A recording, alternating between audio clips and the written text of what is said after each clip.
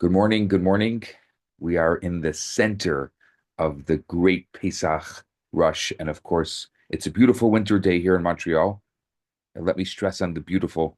The sun is shining, though, as my daughter said, it's really not working.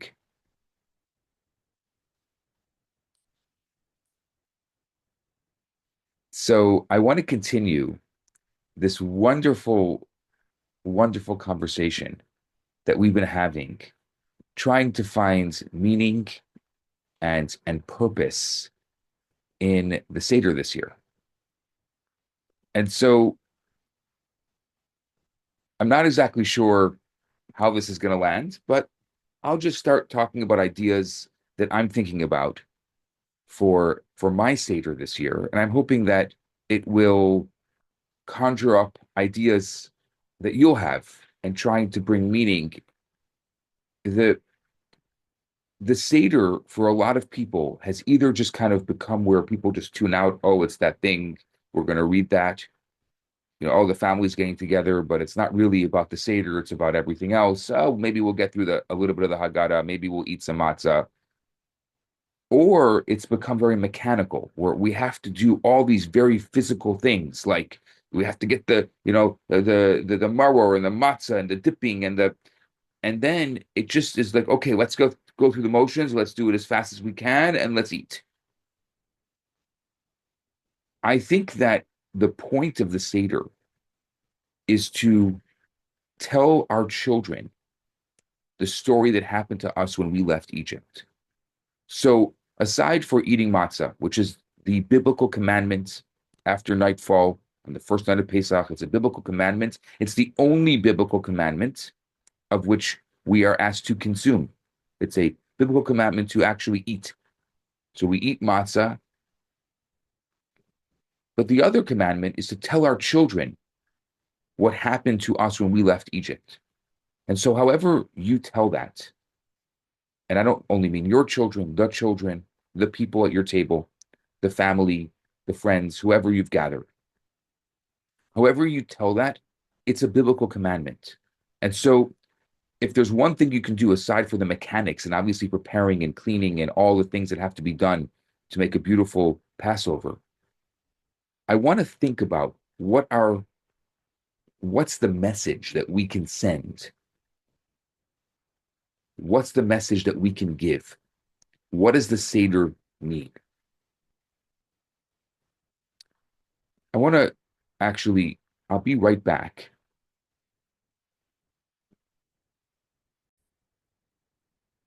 and just grab this Haggadah. This Haggadah is a reprint of the Haggadah by Rabbi Dr. Marcus Lehman, who was a rabbi in Mainz, Germany, in the middle of the 1800s. So about 150 years ago, 170 years ago, he became rabbi in Mainz, Germany, and he wrote some beautiful novels and many books. But he wrote a Haggadah, and in the opening of the Haggadah, I want to read the opening paragraph of his Haggadah. The specific preparations for Passover commence 30 days before the festival. We say specific preparations because the festival of Pesach is never far from our thoughts throughout the year. Already in early summer, when the strawberries begin to ripen and the festival of Pesach is barely over, the prudent housewife begins to preserve these choice fruits for the next year's festival. Then comes the turn of the cherries, apricots, and plums. Wheat is harvested for the shmura matzah. Apples, pears, plums, and apricots are dried for Pesach. Wine is pressed for the 4 cups. Spirits are distilled from the pressed grape skins or apricot kernels. Before we notice it, millers are beginning to clean their mills thoroughly, and bakers to bake the matzah that often have to be sent far afield. And he goes on. I think that we've lost our connection. And I've said this before, we've lost our connection to where our food comes from. If you want strawberry jam for Pesach in the middle of the 1800s, you're thinking about it in June. And you're making your house, kosher for Passover, that place so that you can take the preserves, the strawberries that you harvest, and you can make preserves and you can store it in your cellar so you have it for the following Pesach. I mean, I look outside in Montreal here, it's snowing. If we had to rely on the land right now here for our Passover, it wouldn't be very pretty. We wouldn't have anything to eat.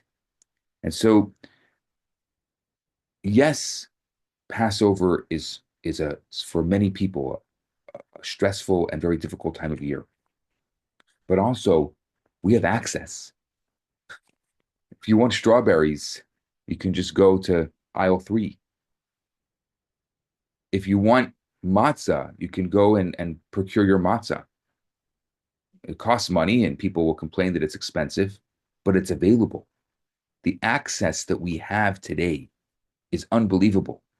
I mean, that's just 150 years ago. Passover's been going on for 3,000 years. I can't imagine what it looked like 500 years ago, or 700 years ago, or 900 years ago, wherever the Jews were. And so we are privileged.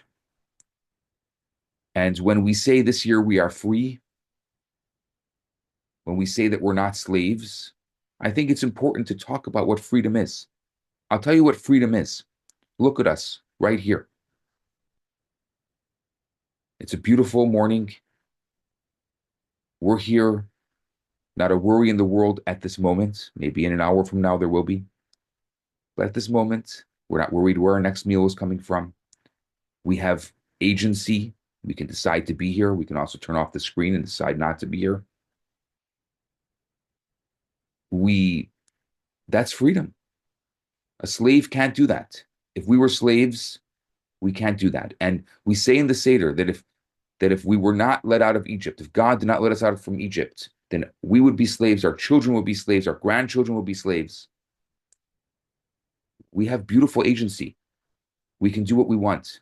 We have privilege of making our own choices. Sometimes those choices are good, and sometimes those choices are choices.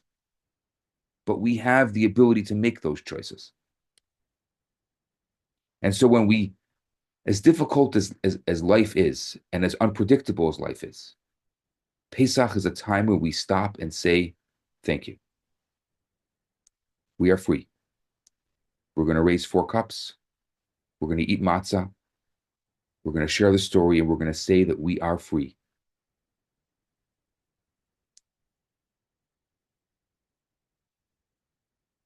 We'll think about those who are not, 59 hostages, who, God willing, will have Passover with their families. We pray very hard every single day. The greatest Passover gift that we could get this year is for them to be home with their families.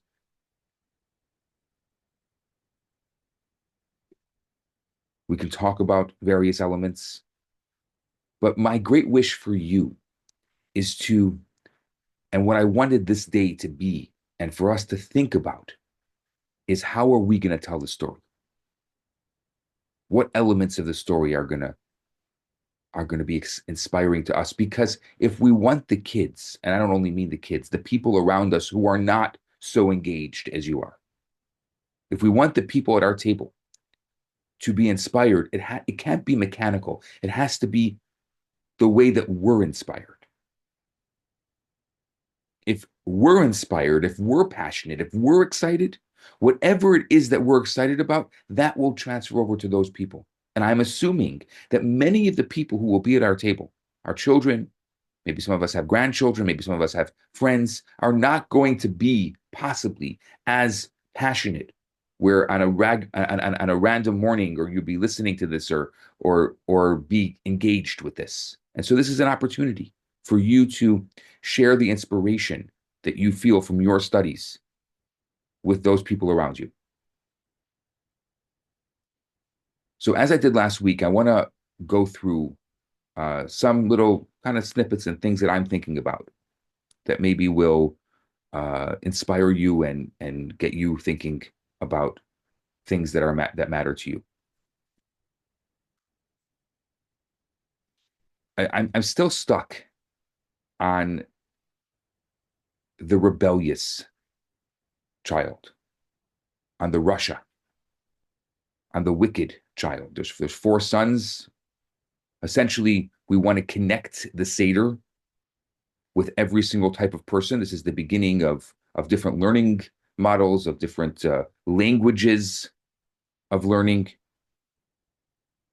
And so we want to connect with every single person at the table.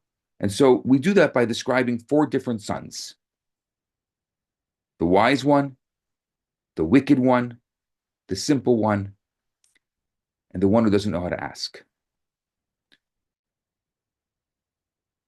There was an event that happened 2 nights ago in Montreal, and it really stirred up the community. It was a film that's being shown for it's called October 8th, and there was a protest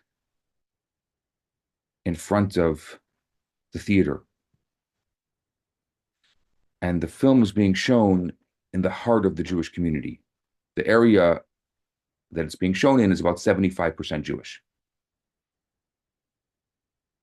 And these people came to that area and protested in the theater on private property.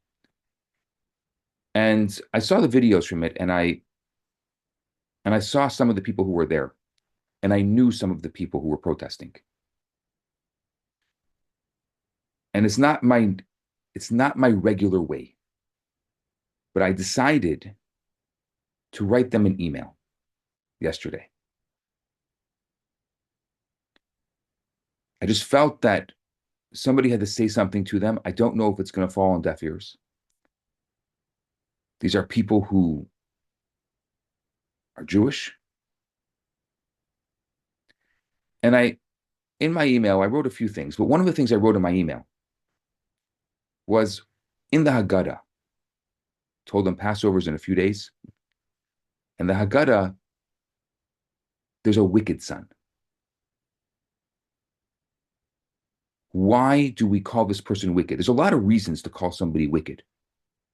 Wicked is a Russia. Wicked is a very strong term. And the Haggadah has, compared to other books that the Jewish people read, the Haggadah has some very, very strong language. Very strong language. It is positively strong. We don't have any other language like whoever is hungry, let them come and eat. It's a beautiful language. And there's also pour out your wrath upon those who do not acknowledge you. That's a very strong, shvo chamatcha, these very strong words. And there's another strong word, Russia. We call somebody a wicked person. I mean, I cannot think of anyone that I know who's wicked. Wicked is a big word. And if someone were to be called that, they would have to, I could think of, someone who was a murderer or I'd say like a son that's sitting at your Seder is going to be wicked. Somebody at my Seder is a wicked person. Shocking. I could never think of anyone that I know in the world as wicked. And then if you look at the Seder and you look at the description of the wicked son, why is the wicked son wicked? Because he removes himself from the community. He separates himself from the community.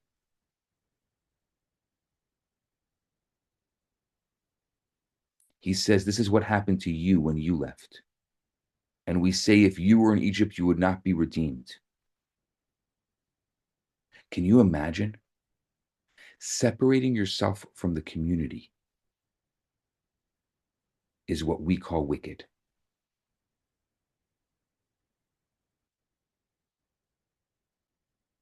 I think that free speech has taken on a lot of different forms. And I'm proud to live in a place of which people do have the freedom to express their views and opinions. Yet there has to be at some point a time when you say, okay, there's a place for this and there's not a place for this. And where today it's blurred. We don't know where the place for anything is. But the Haggadah says something really powerful. The Haggadah says, you're wicked if you separate yourself from the community.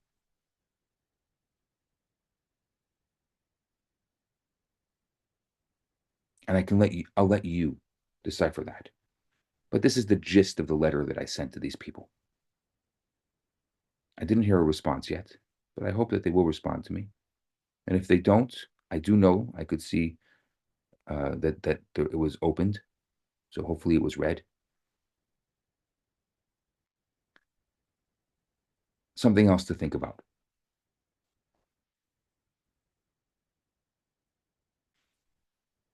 I want to continue this idea of the rebellious or this wicked child.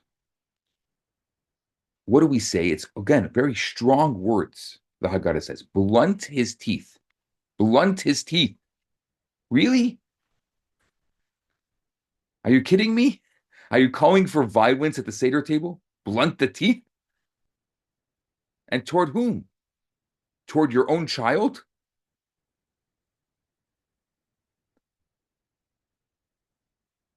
I think there's a deeper message here. It's the source of the expression. Answer the person, don't answer the question. The greatest advice I can give anyone, I spend a lot of time answering questions.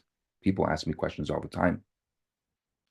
I try to get to every single one. Sometimes I miss one. If I've missed a question of yours and you're listening to this, I'm sorry. You can just resend it and I'll try to get to it. But the greatest advice I can give to someone who answers questions is answer a person, don't answer a question. Real listening occurs when we're not distracted or diverted by our own thinking. When we know that when we quiet down sufficiently, when we're present in the moment, we can reach beyond the content of the spoken word, and we can hear the underlying intent of the other. There's what we see and hear. There's the behavior of the other person and their words. And then there's what we don't see, which is the inner feeling of the other person. Now think about it. When is the last time you were living in the most wonderful feeling and you mistreated your partner? It doesn't happen. This is not an excuse to behave inappropriately. We're always responsible for our behavior. But it does allow us, I think, to look beyond the behavior and see what's really going on.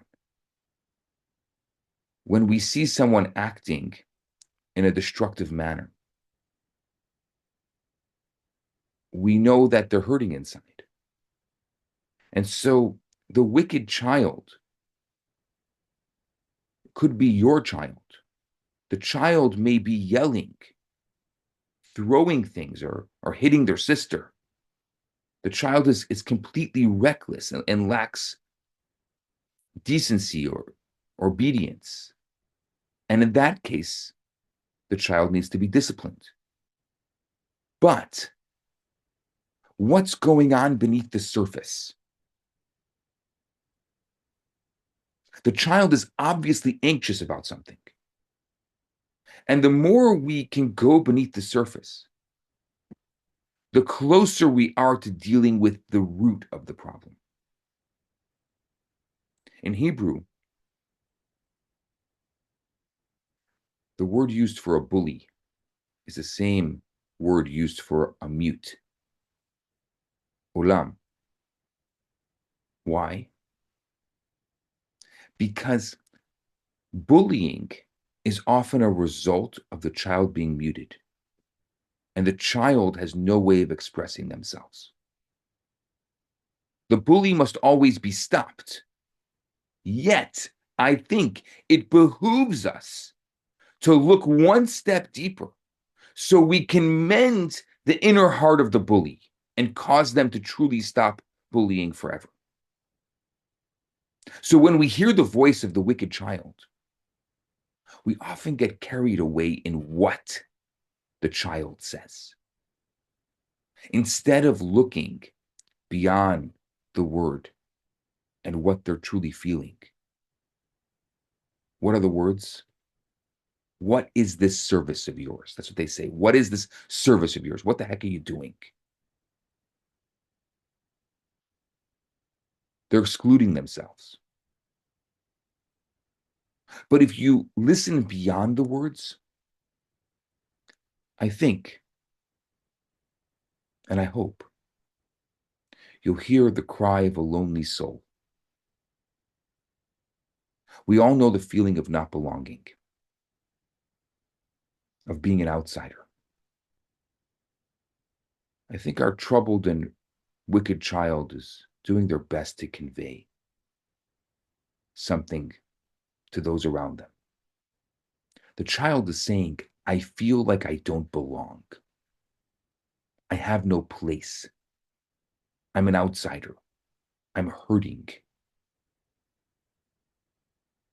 How are we to respond?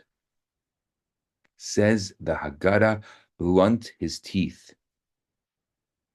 I think this means do not enter into a dialogue. Don't have a conversation. It's not helping. You're just going to spew rhetoric at each other. Let this not be about teeth versus teeth. Whoever screams louder wins. Forget the words, forget the teeth, blunt the teeth. Instead, shower them with unconditional love. Overwhelm them with enormous affection. This is your child. Overwhelm them with an enormous acceptance until they see that there's no such thing as an outsider, that we all inherently belong. And I think, if I can be so bold to say this, this is also a way to approach our own feelings of loneliness. Don't engage. Look for a feeling of unconditional acceptance. This will always guide you to a place of clarity, to a place of perspective.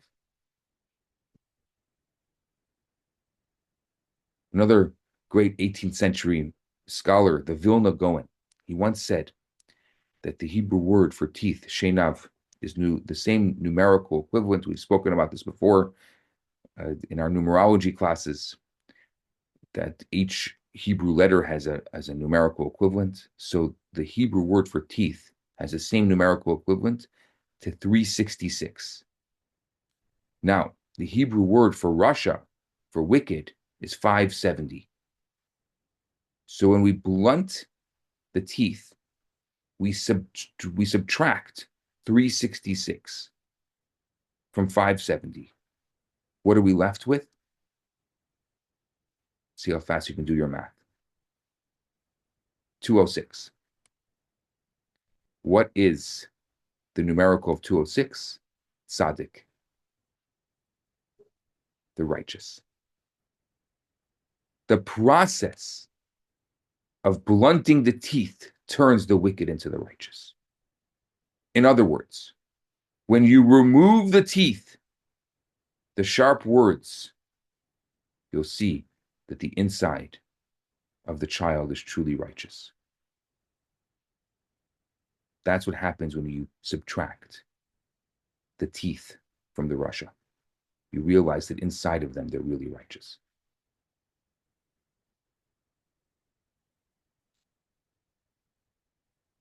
Do we have time for a few more? Okay.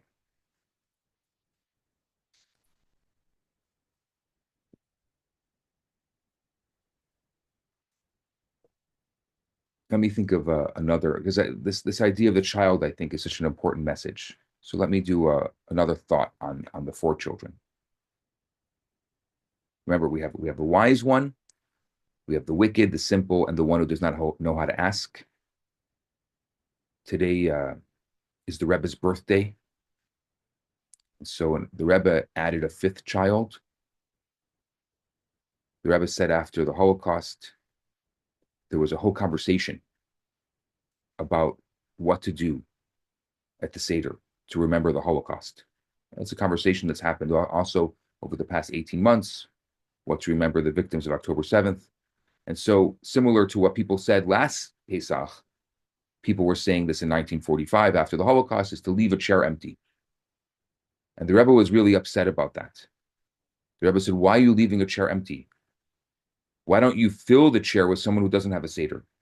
And the Rebbe said there's a fifth child, the child who doesn't even know there's a Seder tonight. In the Haggadah, there are four children. And one explanation of the four children sees them not actually as four separate individuals, but as four parts of our personality.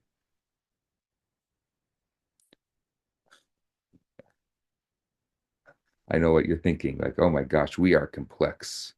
Really? We had four children here. Just leave it at four kids. Why are you starting to, go Freud on me now and talk about the inner child? Woody Allen once said, I've often been accused of being a self-hating Jew. While it is true, I hate myself. It's not because I'm Jewish.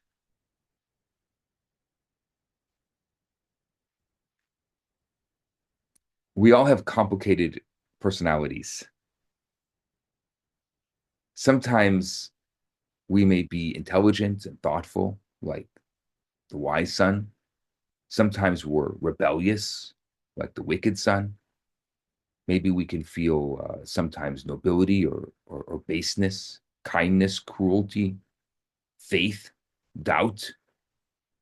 So, how do we deal with all the different parts that live inside of us? Should we expel the wicked part from our heart?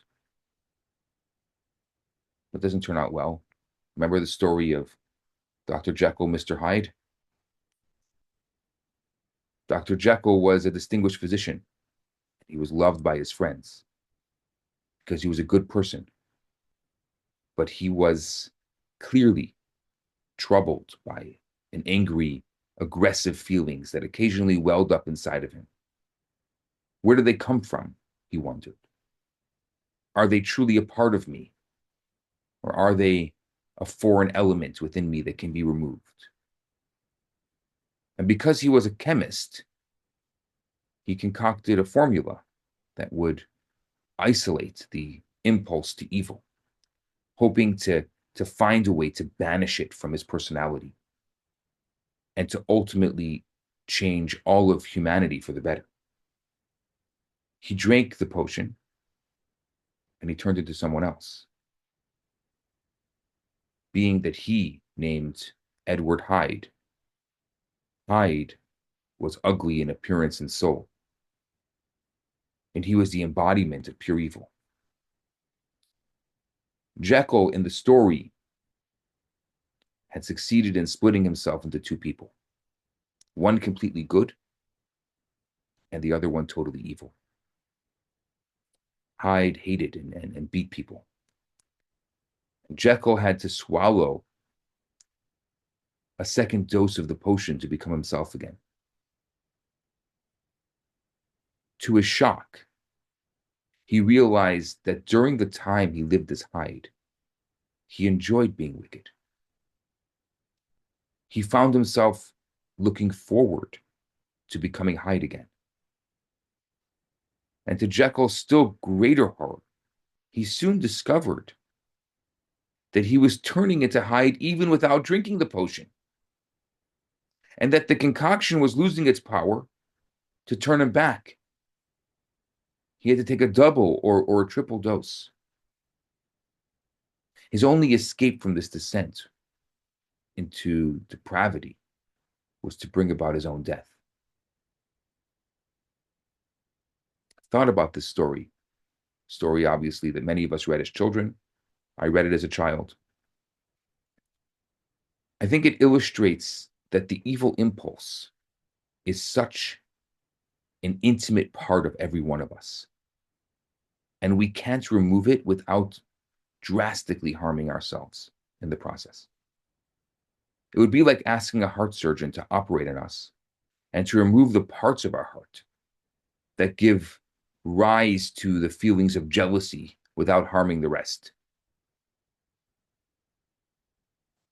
I'll tell you what's interesting. 2,000 years before the tale of Dr. Jekyll, the Talmudic sages made a similar point, but without the dark sense of tragedy.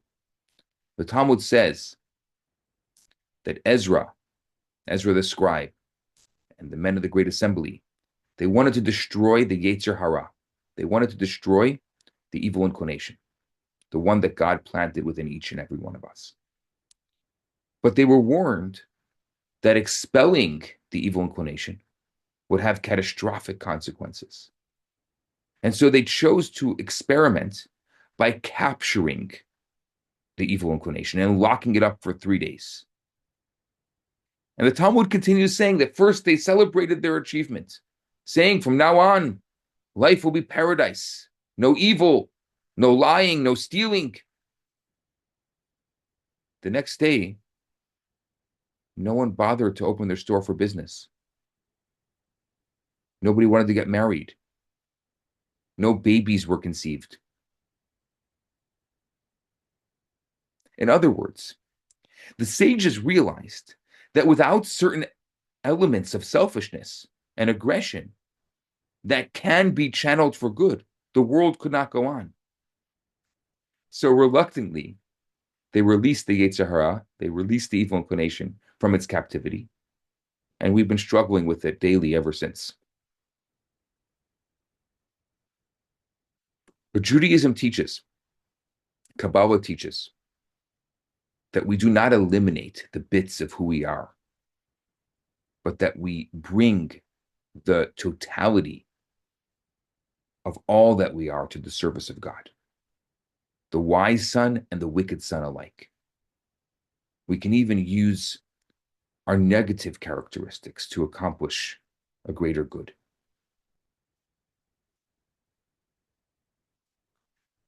I was thinking of a Hasidic story I heard as a child. There was a student that once came to his Hasidic master and complained that he had a terrible character flaw. He said, I'm a liar.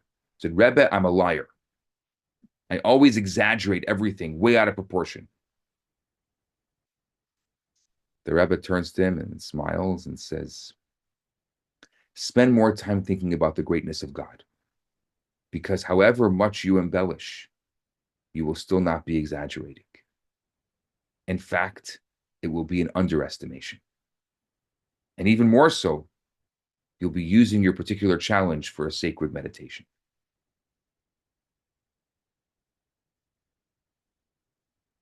There's always a way to turn a flaw into a virtue. That's freedom, turning flaws into virtues.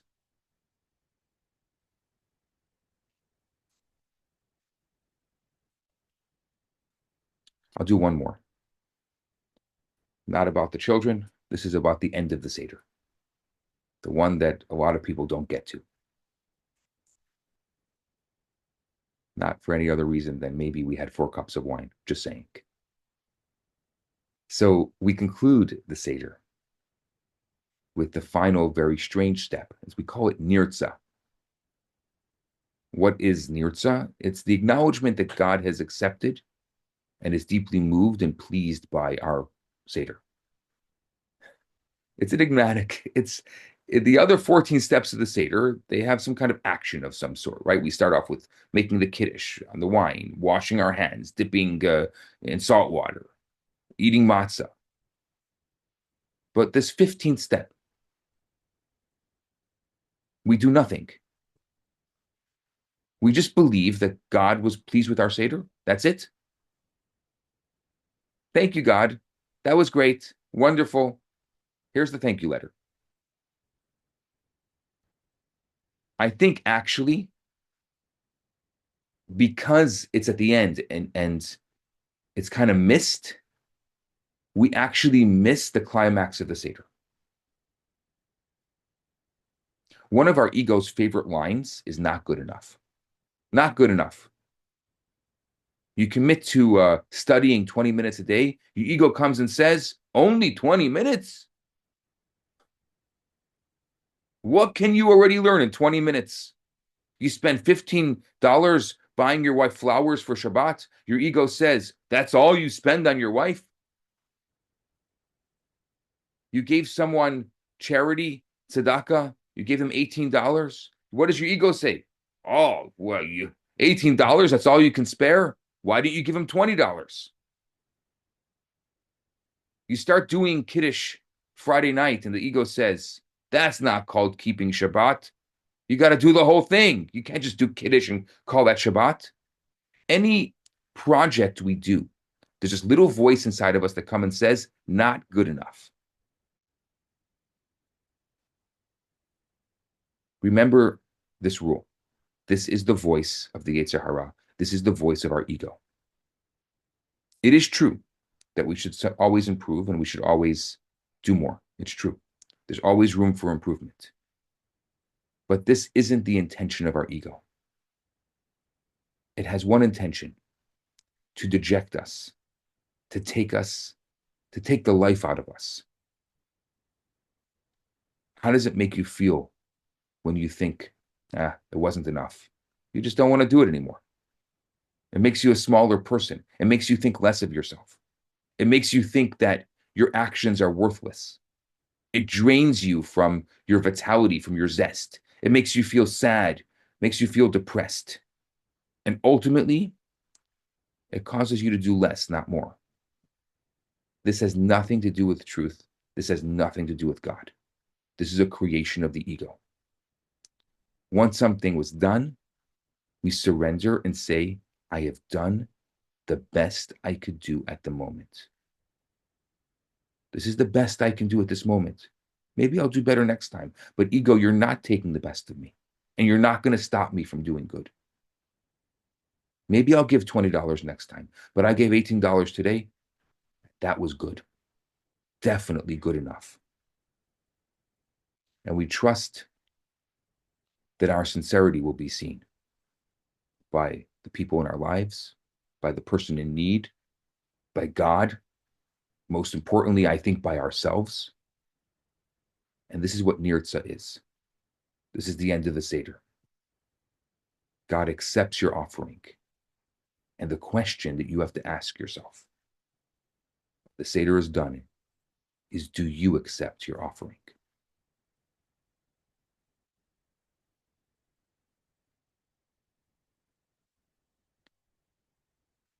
I'd love to do this all day, but we all have so many things to do before Pesach, myself included.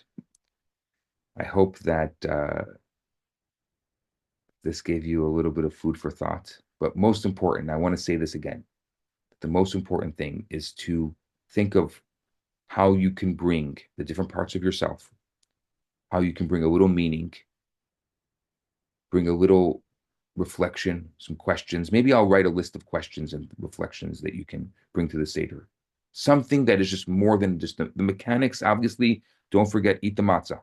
It's a biblical commandment, eat the matzah.